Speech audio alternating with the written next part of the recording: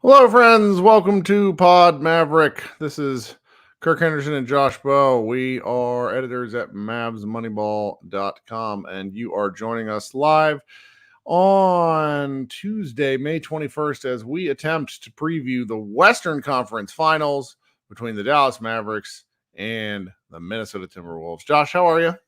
I'm doing good. We're back in our natural habitat after our last podcast, which was a lot of fun. It was a lot of fun. I need to address something off the top. Okay. I really got to say, I absolutely loved all the comments that we received on that video, except for one person who decided to let me know that he was very disappointed in us and all Mavericks podcasts for not being more professional. And I normally tend to laugh at things like that. And I am choosing instead to come on the next show without any sleeves and continue to be unprofessional because I am not a professional.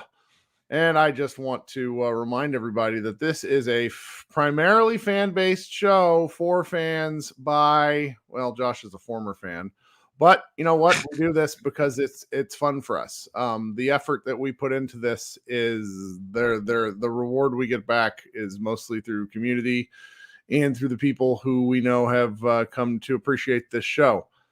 So I apologize for not actually. No, I don't. No, apologize. You don't. No, we had a great time. I had a great time recording that show, and we actually closed the show. I kid you not, minutes. My wife brought every other person who was at my birthday party that was downstairs that was actually like either some kind of podcaster, writer, video creator of some form downstairs, and they attempted to storm our podcast, but we had closed off like minutes before, and so we didn't get overrun by the various people who were still here. But that was definitely pretty funny. Man, I gotta be honest. I have so enjoyed the past few days of just getting to the Western Conference Finals that it wasn't until kind of this afternoon that I really started thinking about the series as a whole.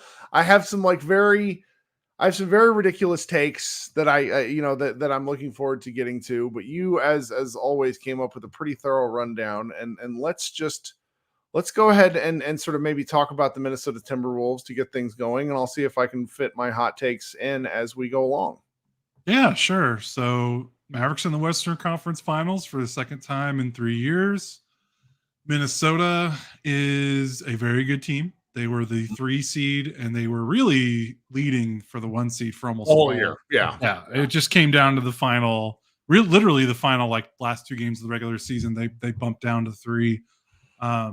They were jostling with Denver and OKC for 1 for pretty much the whole season. There were a lot of question marks going into the playoffs because they entered the playoffs with the 16th best offense, and it's either offense or defense. It is hard for a team to make it to a conference finals if one of your offense or defense is outside of the top 15. Like it's just really hard, especially on it kind of skews offense. Like, if you'd rather, which would you rather pick, elite offense or elite defense?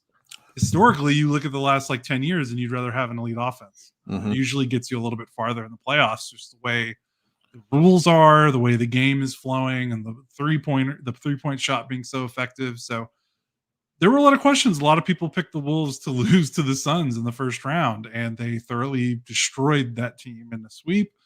Then they beat the reigning champ, Denver Nuggets, in the second round in a really incredible series.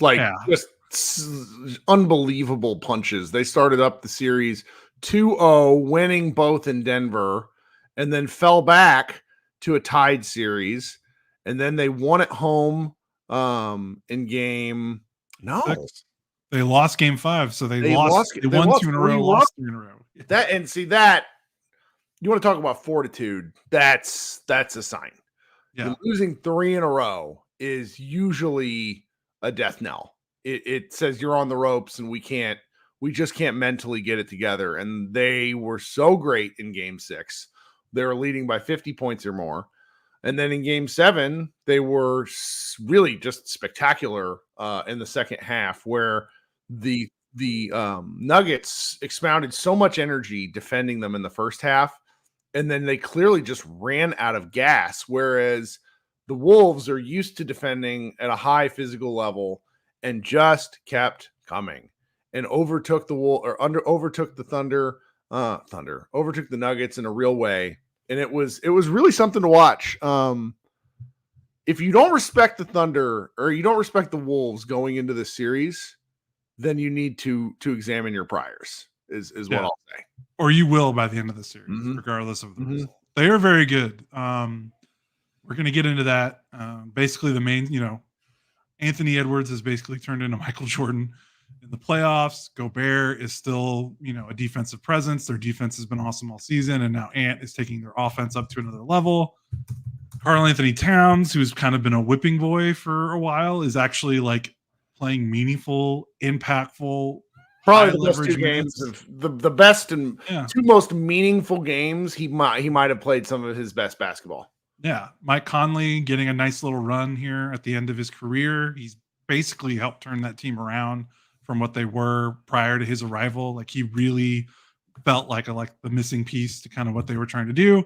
And then Jaden McDaniels, who is I don't know, with all the stuff that's going on with Anthony Edwards and Cat and even the Rudy Gobert narrative, McDaniels is just kind of quietly I'm kind of maybe the best defender in the NBA. He's awesome. And he's kind of been their X factor in a lot of these games. Yep. Basically any offense they give him, he gives them as a bonus, but his defense is just ridiculous. So they're a good team. This is going to be a challenge for the Mavericks, and it's going to be kind of a funny series in the sense that these are both teams that kind of want to do the same thing. Not totally the same, but from broad, you take a step back. This is the Spider-Man pointing at Spider-Man meme of the playoffs.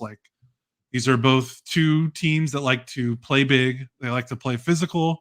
They win with their defense, which I cannot believe I'm saying that about a Mavericks team right now. They both have young superstar offensive talents. They have veteran point guards that kind of stabilize things in the backcourt. There's a lot to look at that these teams are kind of mirroring each other a little bit, but as we'll get into, there's definitely some differences in how they go about it. Yeah, and from if you're comparing Mavs offense to Minnesota defense to Mavs offense, one of the things that I've noticed as I've listened to national shows and other people who are not as invested in the Mavericks as we are, is it really comes down to the simple fact of most people who have not followed the Mavericks closely are still kind of just very obnoxiously skeptical about the Dallas defense. And I've decided that I'm okay with that. You're going to find out if you think the Mavericks are full of it, because the Thunder were one of the best scoring offenses in the league, and the Mavericks had clamps on them. So were the Clippers. Right. So at what point do you believe that it's real? I understand Anthony Edwards is a different kind of scorer than SGA. I also don't think he's nearly as patient as an SGA. He is such a not to be, and he reminds me of a video game to a certain degree, where it's he starts charging his power meter, and then all of a sudden he's just a force of nature.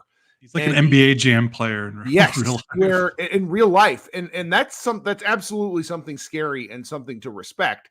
It's just there's more highs and lows. Yes, he can impact the defense, but I'm a little confused as to what if you were to be as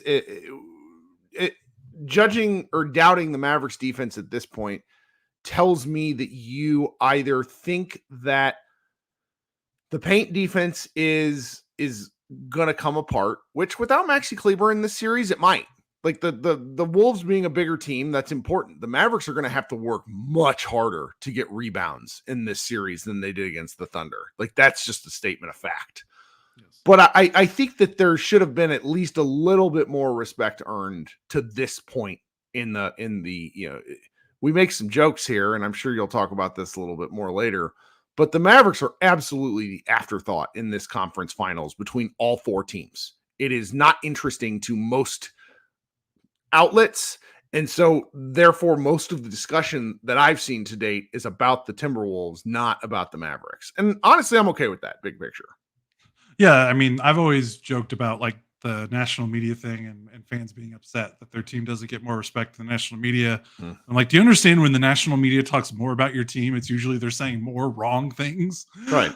As what's Shannon Sharp? I think Shannon Sharp asked if we could play JaVale McGee. Yeah, like that's what it looks like when national people are talking about your team more. Like it's actually, it's a good question. Should the Mavericks play JaVale McGee more? It's a really just incredible moment in time. Question we'll never be able to answer, unfortunately. Well, but yeah, go ahead. I'm looking forward to seeing the Mavericks offense versus the Wolves defense because I see the Maverick problems on offense coming largely in case Luka just quite candidly doesn't control the ball. Luka's sloppy live ball turnovers are going to be the Wolves' best offense in this series.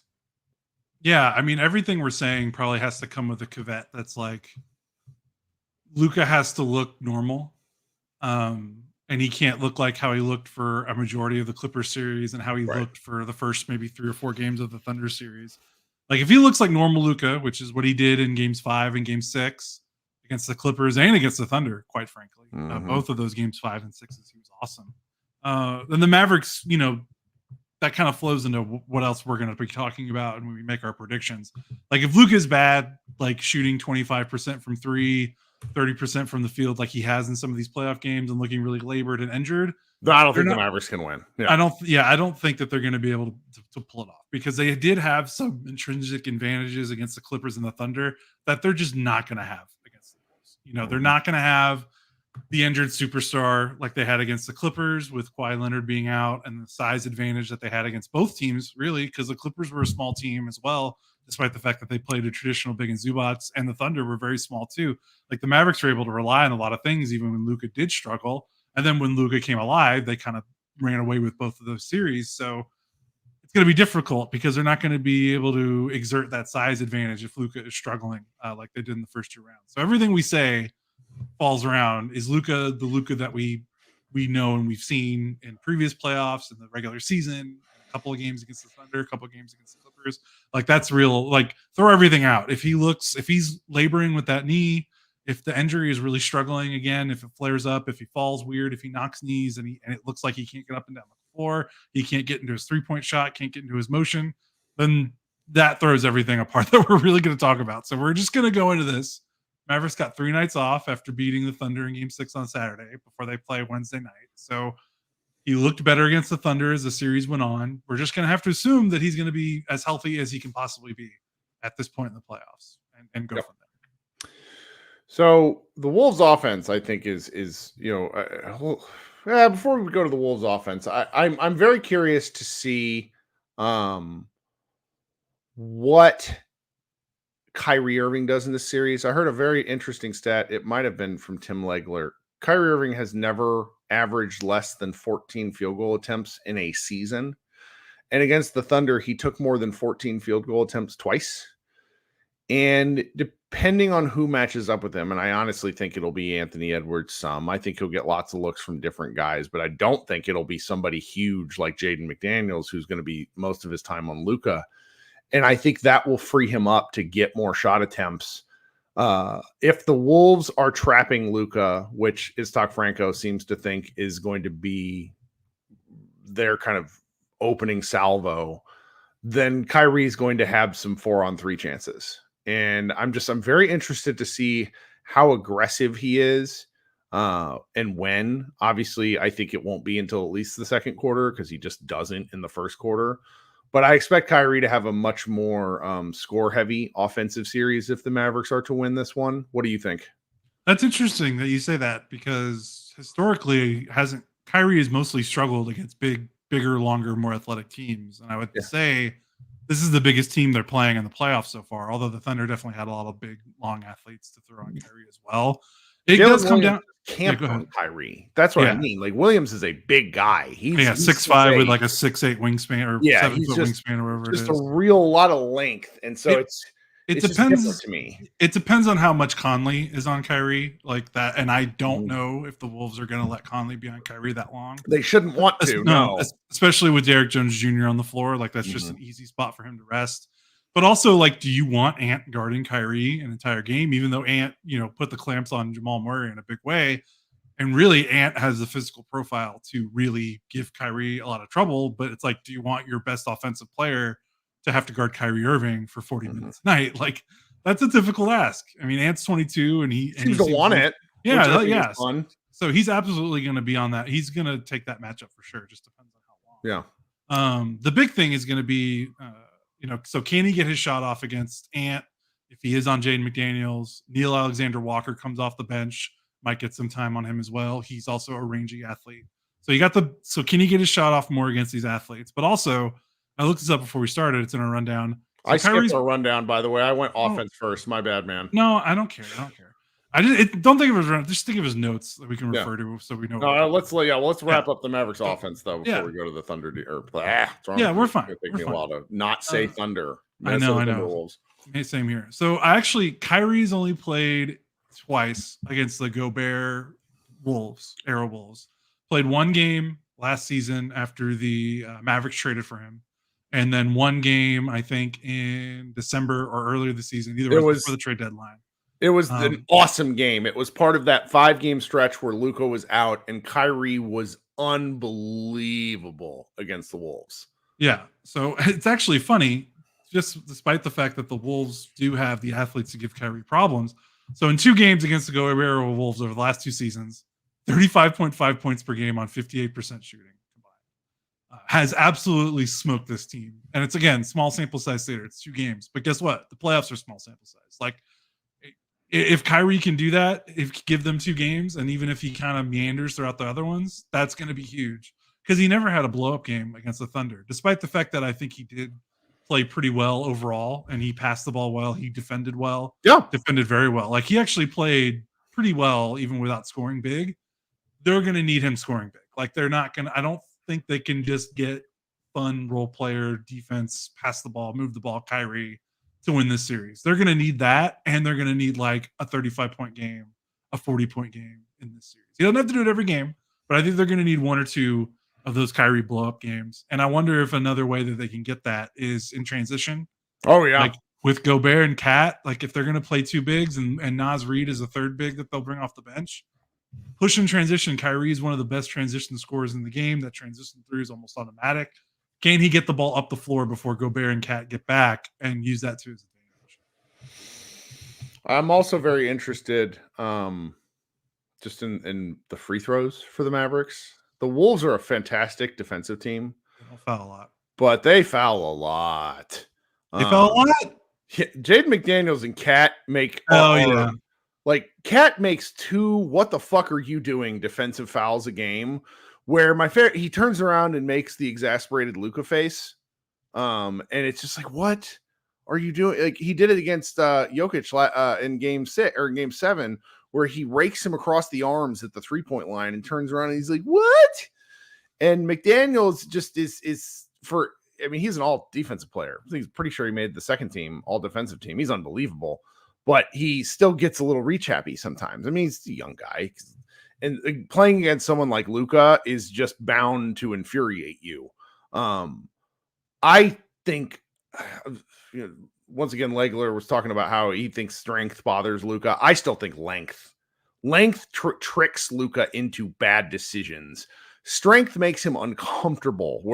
But again, Dort didn't guard Luka.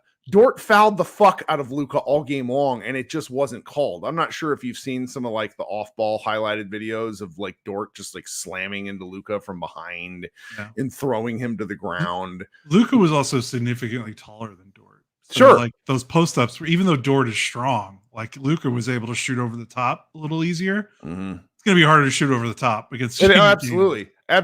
It's like he'll have to use his girth against McDaniels because McDaniels is and just really his timing, and hope that the Wolves are all like the help defense from, again, defensive player of the year and all defensive player Rudy Gobert is also getting around him. I mean, it's really strength on strength here in terms of like Luka's offensive prowess versus unbelievable individual defensive stuff. So I think the fouling is going to be interesting. I hope Luka doesn't do his foul baiting routine where he's seeking that stuff out. And I think if he just plays, he's gonna be fine.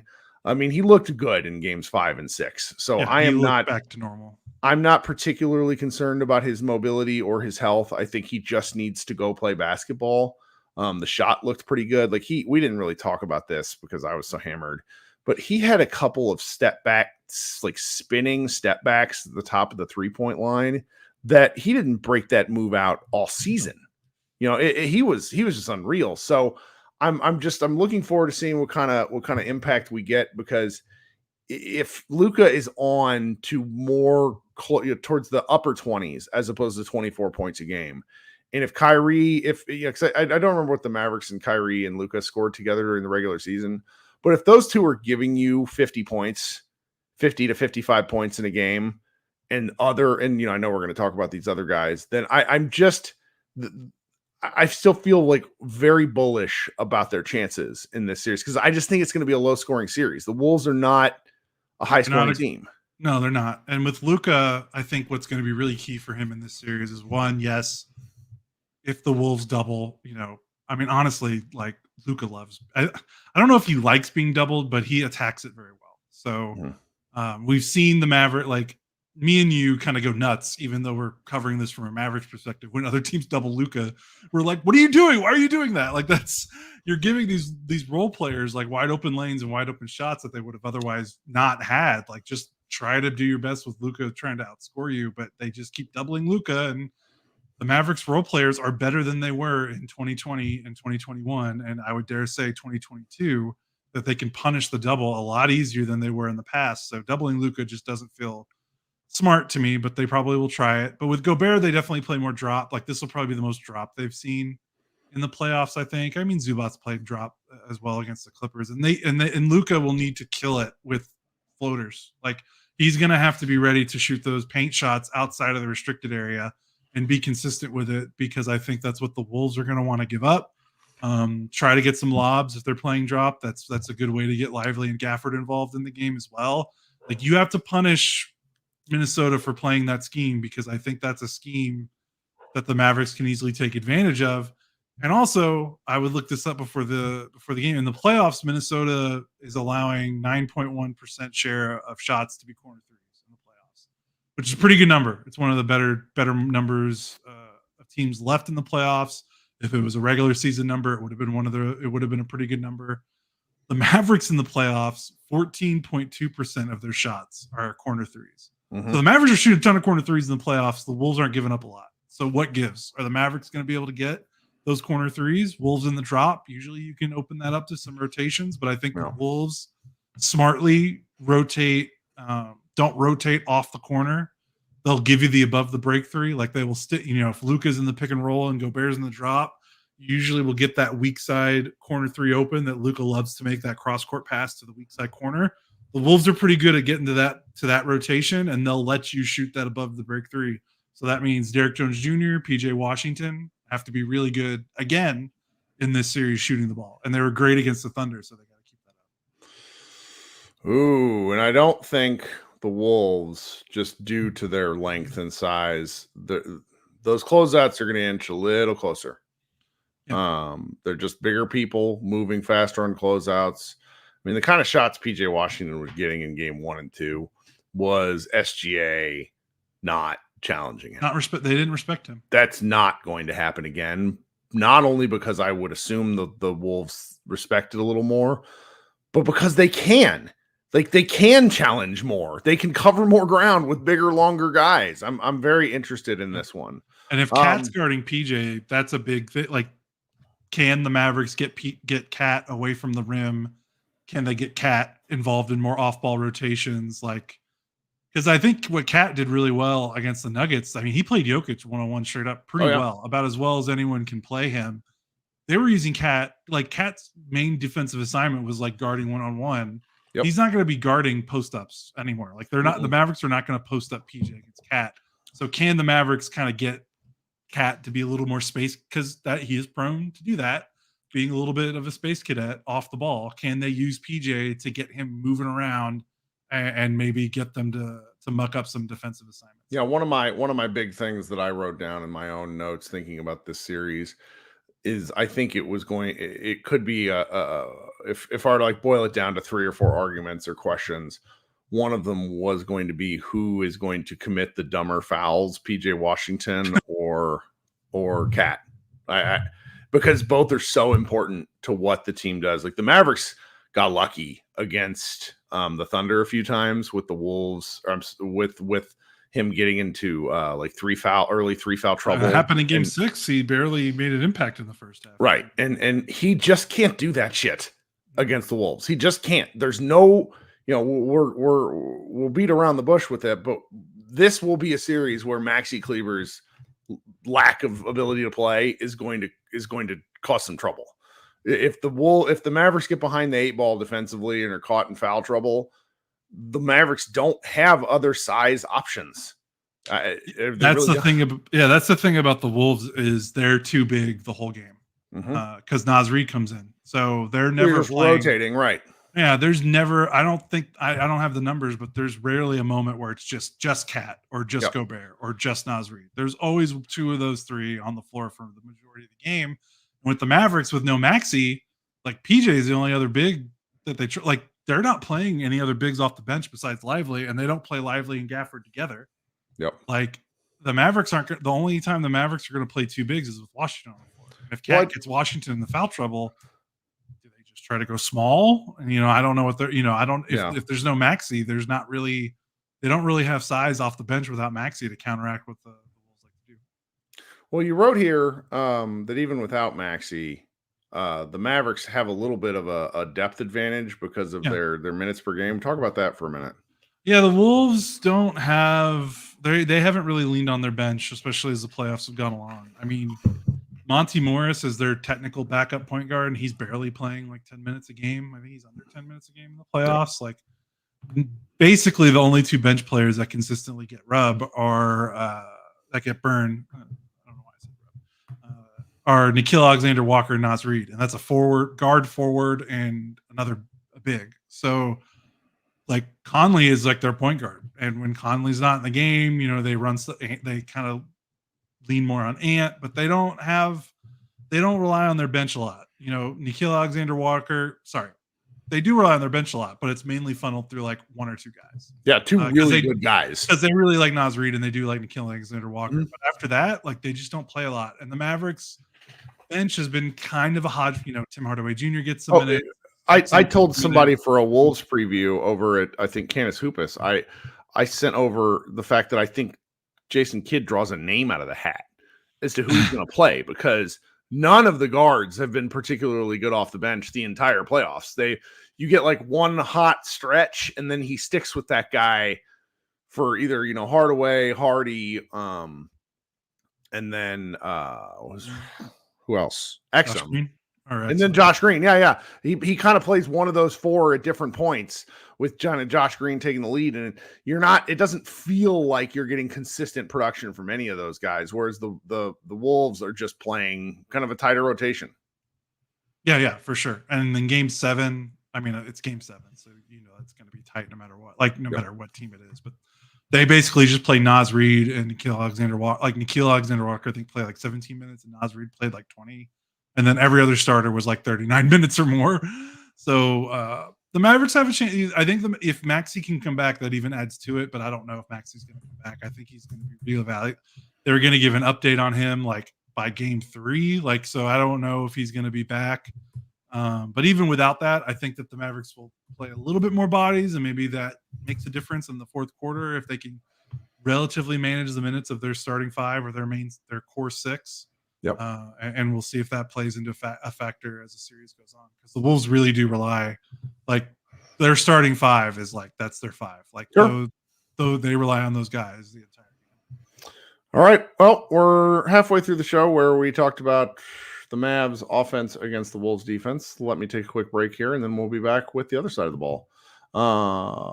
Thank you so much for joining the show here live. If you're listening on an audio stream, please consider subscribing to the Mavericks podcast. If you're watching live, go ahead and hit that like button for us. Please consider hitting subscribe to every show. We gain a follower or two, which means we will hit 10,000 followers at some point in the next, 1,000 years. We'll get there, Josh. We'll get there. Really appreciate everybody's support. If you wouldn't mind leaving comments on the videos, I do always get a kick out of reading those. Now I'm going to do a quick insertion of audio ads, and then Josh and I will return to talk about the other side of the ball. Okay, two quick shout outs before we go. First, shout out to Wade, who says no sleeves Kirk is the best Kirk. No one wants to hear my endless amateur takes, so in lieu of those, let's go Mavs. Thanks for the great content all season long, Kirk and Josh. Here's to a great series. Wade, that's not true. We very much want to hear your takes. It's not a professional podcast. We are a hardworking show is what I will call us. Then second, enormous shout out to Jacob Holland. Thank you for the work you both put in all year. Hoping that Gafford can be more effective on defense, since we might be able to camp in the paint a bit more. Ooh, I kind of like that. I like that. We're going to get to it. It's on the notes. Let's get to that. Okay, so Jacob and Wade, thank you so much. That's two incredibly generous tips. We're very grateful for those of you who are here. All right, let's talk about the other side of the ball. Yeah, Mavericks defense versus Wolves offense. The big question, like, if you had to do a broader question of this series about the Wolves offense versus the Mavericks defense, is which Wolves offense are we going to see? Because the Wolves in the regular season, they were 16th in offense, 116.1 points per 100 possessions. In the playoffs, they're fifth. Now, again, it's fifth.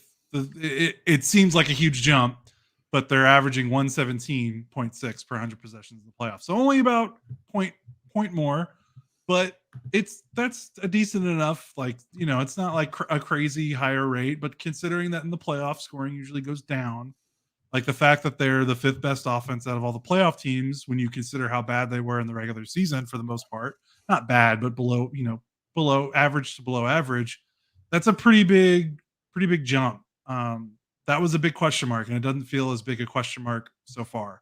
And the big reason for that is Ant. Ant has been ridiculous. He's basically turned into Michael Jordan. He's shooting 39.8% on 7.5 3-point attempts per game in the playoffs. He's over 50% from the field. He's getting to the free throw line a decent amount.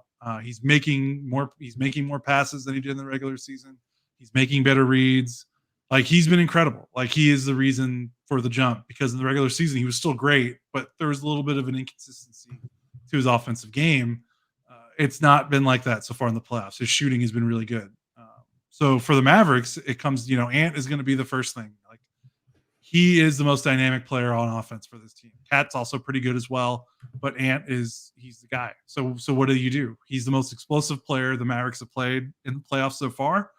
Significantly better athlete than anything the Mavericks have seen against the Clippers or the Thunder. No disrespect to SGA, but Ant is, like we said earlier, he's like an NBA Jam player. SGA should take more threes. That's the evolution. Yeah, but even then, taking Ant's 5 a game. Yeah, even if you cut out the threes, though, Ant is just a more explosive vertical threat going down the lane, where SGA doesn't really like to be at the rim as much. So. But Ant likes to tear the rim off and beat you to death with it. He can. And he can. Not just he likes to. That is the thing he is good at. Right. So to me, it's Derek Jones Jr. Sorry, you have to do it again. You guarded James Harden and Paul George. Now you guarded SGA. Now you got to guard Ant. I'm not. They're going to have to figure something out, because Derek Jones Jr. is 195 pounds soaking wet, feels like, and. It's one thing to guard somebody who is quick and uses balance and footwork. This guy uses those things plus explosion, plus power. I mean, the one thing we talk about in terms of Luka being really difficult to guard when he decides he wants to go to the basket is just his strength. And I don't think that Cat is on Luka's strength level, but for someone like Derrick Jones Jr., it's going to be incredibly difficult for him to contain the way I think he was able to contain SJ, at least in terms of getting all the way to the rim. Yeah, for sure. And I think, do the Mavericks make the bet that Ant shooting is outlier? Like, is he on a hot stretch? Oh, I bet they do, and it's going to make me angry. Because they haven't really had to guard a player, because think about when the Mavericks did get in trouble against the Clippers, it was like James Harden step back threes. The Mavericks, didn't get challenged. SJ didn't challenge them from the 3-point line. So Ant will. So it's going to be different. And are they going to concede the 3 to try to prevent him from living in the paint? I think that's a pretty good bet that they probably will, but we'll see. If he makes threes, they're probably going to force them out of it. So can they hang with him at the 3-point line is going to be might be what decides this series, to be honest with you, because SGA again didn't challenge the Mavericks defense from the 3-point line. Ant definitely will. And then the other thing is Ant is at 5.9 assists per game, which is up from the regular season, but also 3.2 turnovers, which is kind of a lot. Not the cleanest assist to turnover ratio there. But the Mavericks don't force a ton of turnovers. They've definitely been better since the trade deadline because it's more stuff at the rim where they commit they block a lot of shots, stuff inside, which could kind of gets the categorization of steals and blocks sometimes gets a little goofy, particularly where it's like the scorekeeper's choice. Yeah. So they'll have to force Ant into some tricky passes. Like they cannot let him be comfortable making clean reads. Like if there's one thing you can get under Ant's skin a little bit is maybe frustrating him with the pass and maybe sending 2 on him. And the Wolves are a lot easier to send 2 on him because if you want to talk about now, they are not the shooting team that the Thunder were. Like that, they're just not. See, do you mean statistically? Because then you look at the shooters that they have, and those shooters are really good. And they've got a couple that are really good, but if they play their starters and Naz Reid, like Naz Reid is a great shooter. Cat is a great shooter.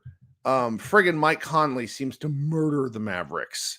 And that's 3 guys. So when you talk about them being not a great shooting team, can you expound a little bit for me? I mean, Ant, Conley, and Cat are the only rotation players in the playoffs that are above 35% from 3. Naz Reid is the X factor. He's at 31.8% from 3. He feels like the PJ Washington of it all, where he can just go fucking ballistic if he wants to. Yes, he will be the swing, I think. If he's making threes, I think it's going to be very difficult for the Mavericks to win. If he's shooting the 31.8% that he's been shooting in the first 2 rounds, the Mavericks are probably going to win, to be honest. Funny enough, he made so the Wolves only played the Mavericks with Kyrie and Luka healthy once in the regular season. They won that game. Naz Reid made 7 3-pointers. So him making threes is going to be, I think, what swings the series. Him or PJ. Like that's going to be who can make more threes between those two. Might be that one stat might determine who wins the series because it's going to be that close on all the other margins. So because if Reed's not shooting well, okay, so if he's not shooting well, it's Ant and Conley and Cat.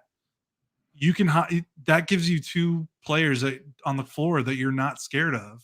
When really the Thunder maybe on paper only gave you 1, because Dort was technically a good shooter entering the playoffs, did not do it against the Mavericks. Jalen Williams was a good shooter, did not shoot very well from 3 against the Mavericks. So theoretically, the Mavericks have more places to hide their defense because that's what they like to do. They like to pack the paint. And they like to leave bad shooters open so that they can dare you to make those shots. If Ant, Conley, and Cat are the only 3 players on the floor that can make shots from 3, that means you got Gobert and that means you got McDaniels to rotate, hide, shade off of. And the Mavericks have been punishing any team that gives you 1 or 2 outs for this Mavericks defense to hide your defense. They've absolutely killed those teams. Like they have just dominated those teams that don't have enough shooting on the floor to keep all 5 defenders honest at all times. So we'll see if Reed can be that 4th, that makes things a little bit more difficult, but we'll see. Theoretically, the Mavericks have I think they have an easier assignment defensively than they did last series. I really do. Do you mean more straightforward or like quite literally easier? More straightforward, and also there's just less shooting. I just think the Mavericks defense since the trade deadline, when they've struggled the most, it's when teams with lots of shooting 1 through 5 get this team moving in rotation, and the Mavericks defense will give up threes. Like that's the thing they've decided. They've made the bet, hey, if we give up some threes, we bet that if you're not getting any layups, because you don't score layups against this Mavericks defense, that you're not going to be able to outshoot us, because layups are the easiest, most consistent, like paint points are the easiest, most consistent types of ways to score in a basketball game. Like a layup is analytically the greatest shot in basketball, right? Yeah. Like it's the easiest shot technically. You know, it's the highest converting shot. It's the shot that guarantees points the most. And the Mavericks take those away, and they're basically saying, okay, can you make 45% of your threes against us? Because that's the only way you're going to let us beat us. And are the Wolves capable of doing that? We'll see. I don't think that they're as explosive as a team from the perimeter, and that's where the Mavericks have the most trouble. Now, again, I say that, and Ant might score 50 points and hit 8 threes, and I'm going to look really stupid. But I think on paper, there's just easier places for this Mavericks defense to hide off of. They've just killed teams since the trade deadline that don't have enough shooting.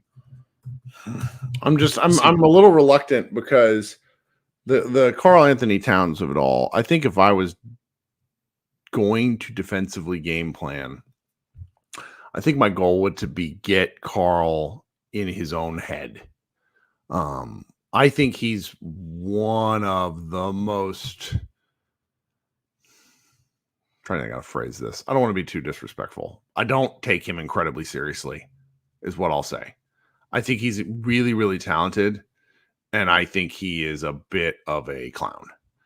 And I think if you put that guy, and that's where Anthony Edwards has been so important for him, because Anthony Edwards is such a phenomenal teammate and leader and hype man, and he's kept Cat in the game a lot of, and you just see different. They do some of their interviews together, and there's a real, even though Ant's the younger guy, there's a real like Ant's the guy.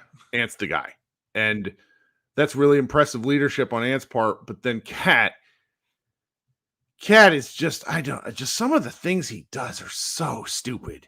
So I think if I'm the Mavericks, I sort of wonder if there's various means to get him into sort of just get him out of the game. Plays. Yeah. And then, yeah, thank you. Timothy Clark points out that the Celtics are about to lose. Just absolutely love it. Thank you, Timothy. And that would be just sort of my thought. I don't really know how you do it. But I want you have in the document, can the Mavericks flush, do they send a double at him? I'm not really sure. I don't think you let him pound in the post.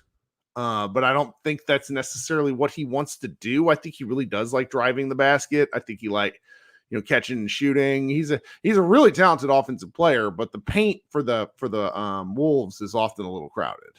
Yeah, because you got Gobert. Like you think about the non-shooters that have been getting some minutes in the playoffs for the Wolves: Gobert, McDaniels, Alexander Walker, and then less so, but they've still played a little bit. Kyle Anderson, Monty Morris. Like the Mavericks are not scared of those guys offensively. Like they're going to let those guys have the ball, make decisions, get shots up, and they would rather focus their attention on Ant and Cat and make sure Conley doesn't get off.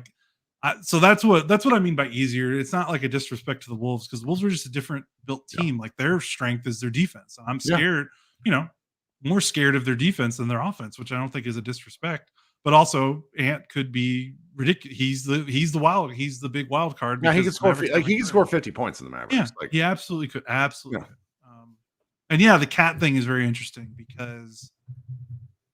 Yeah, how do they guard him? They're going to start with PJ Washington because they have to. They're not going to put Gafford or Lively on him because they're going to let Gafford or Lively play center field with Gobert. Like they're not going to care about Gobert at all, I don't think. And they're going to let those guys roam the rim and guard the paint, and just whenever someone gets there, kind of play that zone thing that they were doing, like where Lively or Gafford are basically like zoning the paint by themselves, and the Mavericks are handing off their assignment whenever someone dribbles into the paint.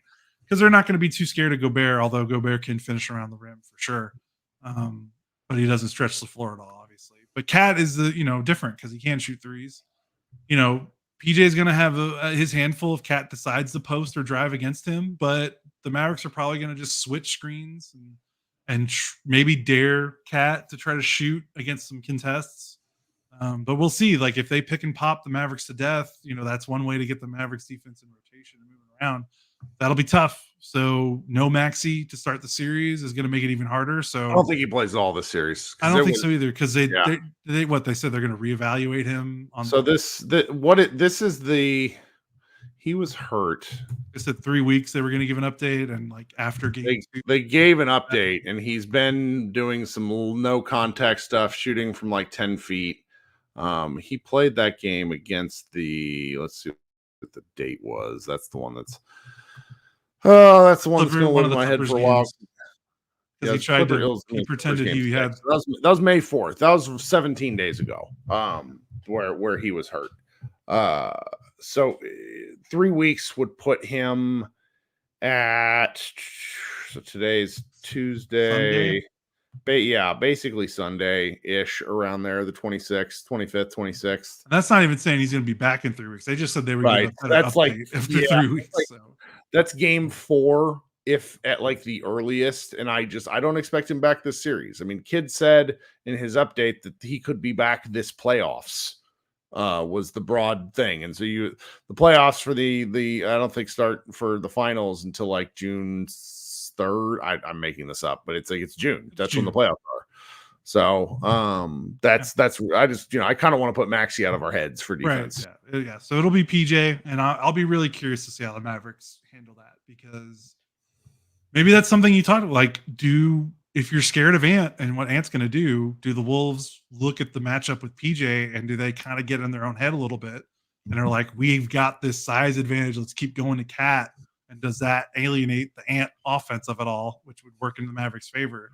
Is that one way for the Mavericks to kind of, get into Cat's head or kind of flip the script of what the Wolves I think you want the ball out of Cat's hands, not Cat's hands, Ant's hands. Right. Yeah. You'd rather have Cat have the ball more. So is Cat going to deliver in that matchup, or are they kind of like, remember when the Mavericks would put JJ Barea on LeBron James in the 2011 playoffs because they were like, okay, this doesn't make sense, but also the Heat are not at their best when LeBron is posting up and 4 guys are standing around watching him, because that was back before LeBron had really developed a post game. And even though on paper you're like, yes, do this, it just got the team out of their flow of what they like to do. Do the Mavericks kind of invite that with PJ on Cat, and do the Wolves take the bait?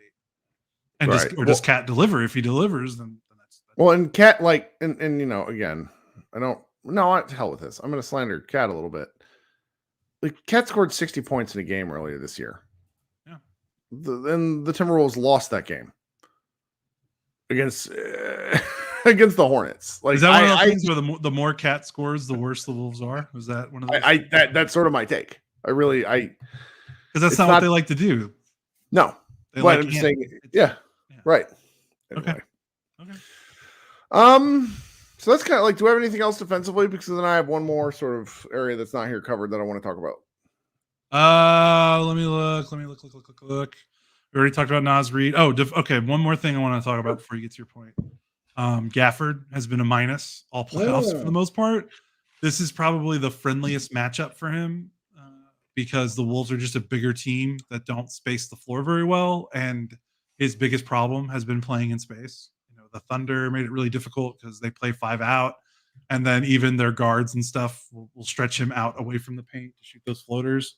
Right. So can this be a Gafford series? Because they're going to need him. They're going to need him with the Wolves' size. So can Gafford stay on the floor and give positive minutes, theoretically, with an easy, quote unquote, easier matchup against Gobert, who is, not Chet and is not going to run him around the 3-point line and all that stuff. So that's going to be something big. Like if they lose, they were able to survive losing the Gafford minutes because Lively was so good in those first 2 rounds. Can you rely on that again? 3 straight rounds where Gafford is giving you negative and you just need Lively to play like the greatest 20-year-old center in the history of the NBA? I don't know. That's tough. That's a tough gamble. They'll need Gafford to be solid. So my last point that I wanted to talk about is I wanted to refer to the Thunder series one more time, where I talked about this briefly in our preview, and then I talked about it more and more as the series went on. I laughed at Mark Daigneault getting coach of the year because he got coach of the healthiest team. I don't think he's a bad coach, but those dudes never faced any lineup adversity that really mattered. They had season basketball is not playoff basketball. They had an 8 to 10 man rotation where every single guy played 70 or more games. Like, I'm sorry, go look at what happened to the Mavericks. Like, Lively missed 25 games. Kyrie missed 25 games. Luka missed X number of games. Like, it's just coaching comes down to creativity and stress under pressure. And Daigneault folded against the Mavericks, where it took until game 6 for them to put Chet in the dunker spot. I mean, they were carving the Mavericks up defensively. That was the one time where the Mavericks really got worked, was game 6. So I'm just sitting here thinking, you know, the Mavericks had a coaching advantage against the Thunder. And it was a coaching advantage that was really evident by like game 2, but largely because the Thunder were stubborn. Okay.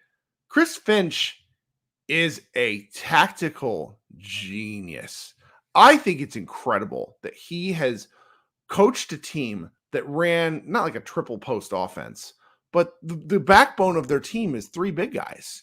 And then Ant in 2024. He's a good coach. He's probably going to be he's probably the best coach that they're going to go up against. So far. That's right. And so I think like the coaching matchup and the adjustments matchup is much more interesting.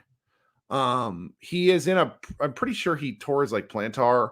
He tore his knee up with Mike Conley crashing into him. So he's in kind of an interesting physical spot where I'm not sure how, I didn't watch all the Wolves games. I'm not going to lie to you guys, but I also wasn't paying attention to the coaching element. So it's like his sort of mobility and what he's seeing and doing is going to be kind of interesting. I don't necessarily think it's a factor, but I guarantee he's not going to wait until game 6 to pull out something that he thinks will change the series. No, and I think he's coached the regular season like that too. Mm-hmm. Like, I think something that if you read stories about the Wolves coming into this series, he gets onto his, he shows no favoritism, no politics in terms of hey, if you're playing like shit, I'm going to pull you. He is absolutely he didn't bench Cat at the end of that 60-point game because because they were trying to win and then they lost, and he got pissed at Cat after that game. Have you seen an NBA coach call out a player who scores 60 points in a game before? He will absolutely be quicker to adjustments than either of the first 2 coaches, I believe, because I think he has a better command of this team than the other 2 coaches. One, because Lou is dealing with a bunch of veterans who've been around for a long time, so it's harder to push and pull. And then Daigneault, just because youth and inexperience, you just, not ready for that. I think Finch will absolutely adjust levers, pull strings, and do that stuff as soon as, game 2 or game 3. Yep. I mean, depending on how it goes. Yeah, we'll see. We're 53 minutes into this, and I think now it's time where we talk about kind of our hottest take. And I think we share this, which take? Is, my take, and I think this is, and I share this opinion with you, though I think I might be a little more extreme than you. I think this is a short series. I think it's a short series one way or the other. I think that whatever challenges this team, one team faces against the other team is not going to be able to adjust at all to that.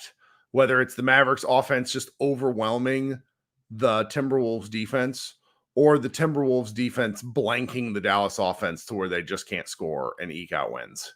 What do you think? No, I'm kind of with you on that. I'm scared to make my prediction what I really think is going to happen. I think Mavericks in 5. That seems crazy, but all Luka era, and especially this season, how often have we seen the Mavericks play a good defense, bad offense team, and they feel comfortable?